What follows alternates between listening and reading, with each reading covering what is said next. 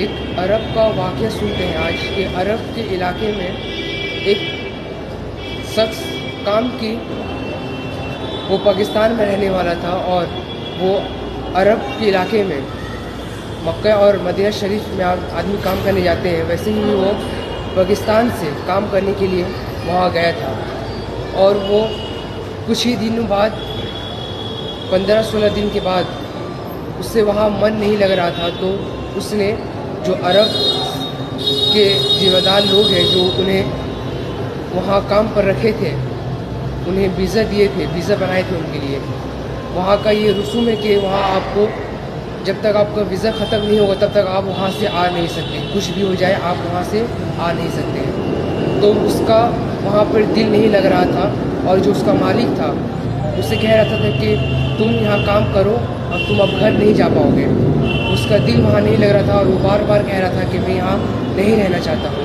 تو اس کا مالک بڑا اچھا تھا اور اس نے کہا کہ اگر تم یہاں نہیں رہنا چاہتے تو تم آقا صلی اللہ تعالیٰ علیہ وسلم پر درود شریف پڑھو اور میں تمہیں جب تمہارا وقت ہو جائے گا تنخواہ کا تو میں تمہیں اس وقت میں تمہارا تنخواہ تمہارے پاس لا کر دے دوں گا. وہ بڑا پریشان تھا اور اپنے مالک کو کہتا تھا کہ آپ کچھ پیسہ لے لیں اور مجھے میرا ویزا ختم کر کے مجھے پاکستان جانے کا، اپنا ملک جانے کا اجازت دے دیں. اس کا مالک کہہ رہا تھا کہ اتنا آسان نہیں ہے، پیسہ کا تو یہ کوئی بات ہی نہیں ہے، پیسہ تو ہمارے پاس بہت ہے الحمدللہ.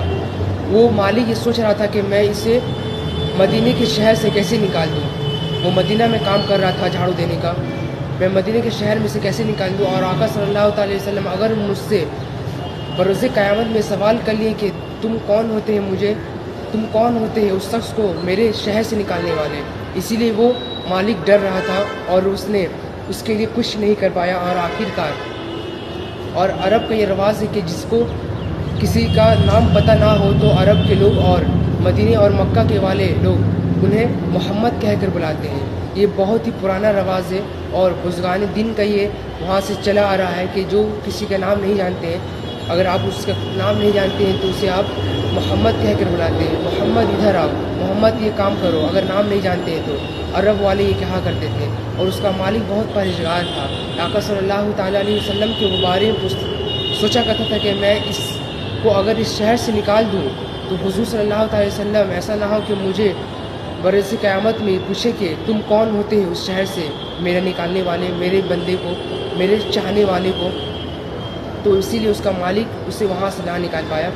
اور وہاں کا رواج تھا، آقا صلی اللہ تعالیٰ علیہ وسلم جب آئے تھے تو مکہ میں ان کا نام محمد صلی اللہ تعالیٰ علیہ وسلم تھا. آج بھی وہاں کا یہ رواج ہے کہ جو لوگ وہاں جاتے ہیں اور کوئی نام نہیں پتہ چلتا انہیں تو انہیں محمد کہہ کر بلایا جاتا ہے. وہ شخص گھبرایا ہوا تھا اور اس کا دل وہاں لگ گیا اور وہ کام پر بھی جاری ہو گیا.